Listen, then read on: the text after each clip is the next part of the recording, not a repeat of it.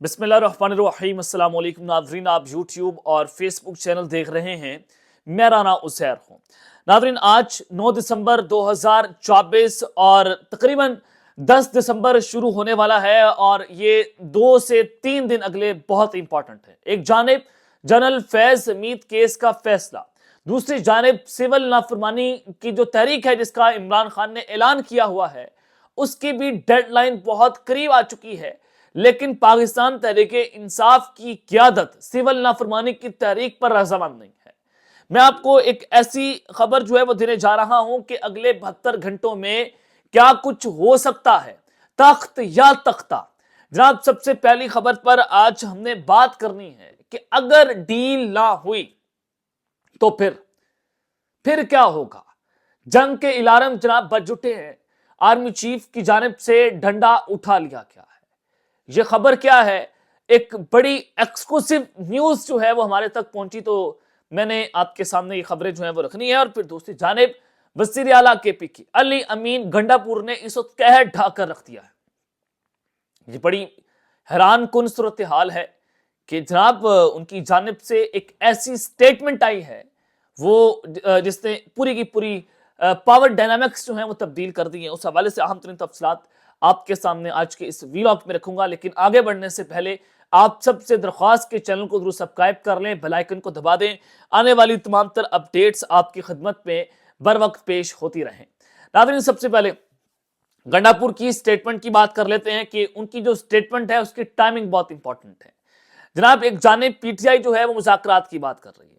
پاکستان تحریک انصاف نے کہا ہے کہ اگر مذاکرات کامیاب نہ ہوئے، یہی بات عمران خان صاحب نے کہی، ان کی بہن علیمہ خان نے یہ بات کو نوے بھی کر دی کہ اگر اسٹیبلشمنٹ کے ساتھ مذاکرات کامیاب نہیں ہوتے تو سول نافرمانی کی تحریک کا اعلان کر دیا جائے گا۔ اب اگلے 72 گھنٹے تک مذاکرات کہیں نہ کہیں تو ہو رہے ہوں گے، اور یہ 72 گھنٹے ڈیسائسو ہیں مذاکرات کو لے کر بھی اور سول نافرمانی کی تحریک کو لے کر بھی۔ اگر پی ٹی آئی نے یا عمران خان نے سول نافرمانی تحریک کا اعلان کر دیا تو فورن ریمیٹنسز اوورسیز پاکستانیوں کو کہا جائے گا کہ آپ ملک میں فورن ریمیٹنسز جو ہے وہ نہ بیچیں، اس سے ظاہر ہے ہماری معیشت کو اربوں روپے کا نقصان ہو جائے گا۔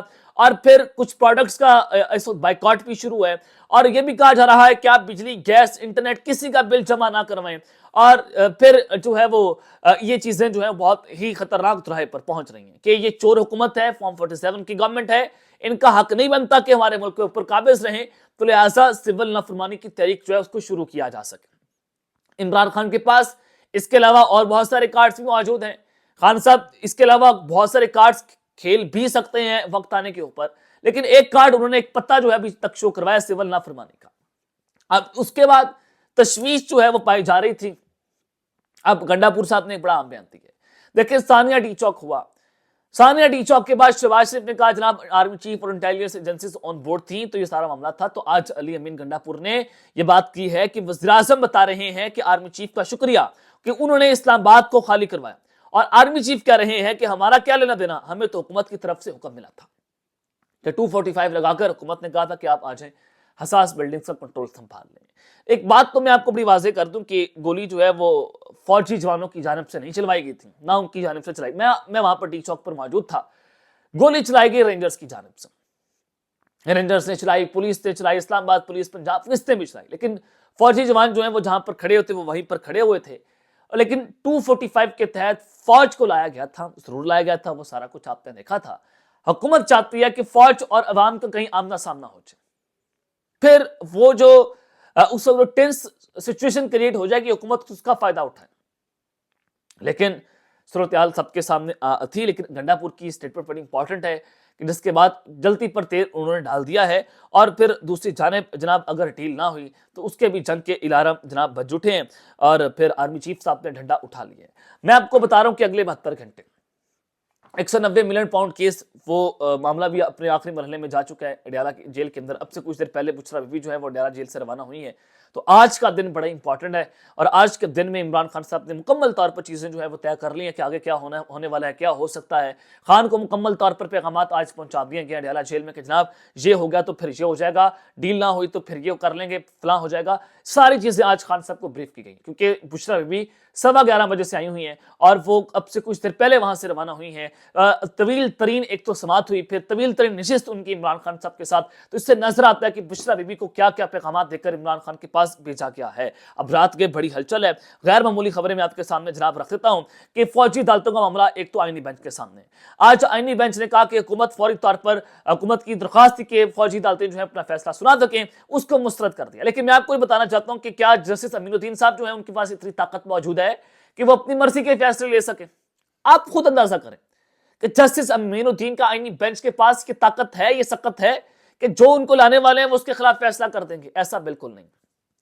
میرے ذرائع بتاتے ہیں کہ آئندہ آنے والے چند دنوں کے اندر ملٹری کورٹس کے حق میں آئینی بینچ سے ایک بہت بڑا فیصلہ آنے والا ہے، یہ آپ کو میں بتا رہا ہوں۔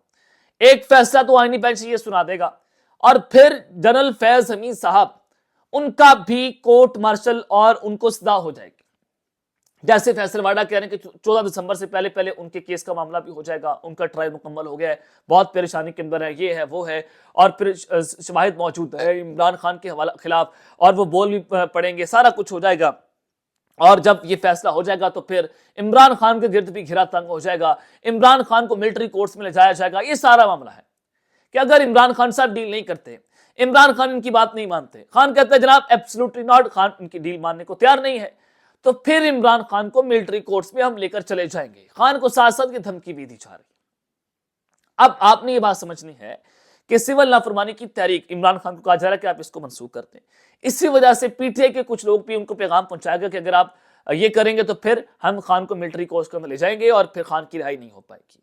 پاکستان تحریک انصاف کی جو اپر لیڈرشپ ہے وہ یہ کہہ رہی ہے کہ ہم خان کے پاس جائیں گے، اڈیالہ جیل میں خان کو منائیں گے کہ وہ ابھی دسمبر کے مہینے میں سول نافرمانی کی تحریک جو ہے وہ شروع نہ کرے۔ عمران خان نے کہا کہ یہ میرا اپنا فیصلہ ہے، جس نے اس پر عمل نہیں کرنا وہ استعفیٰ دے کر گھر چلا جائے، میرے پاس کوئی نہ آئے۔ آج عمران خان صاحب نے یہ سٹیٹمنٹ جو ہے وہ بھی جاری کر دی۔ اس کا مطلب یہ ہے کہ عمران خان جو ہے وہ ڈٹ کر کھڑے ہوئے ہیں۔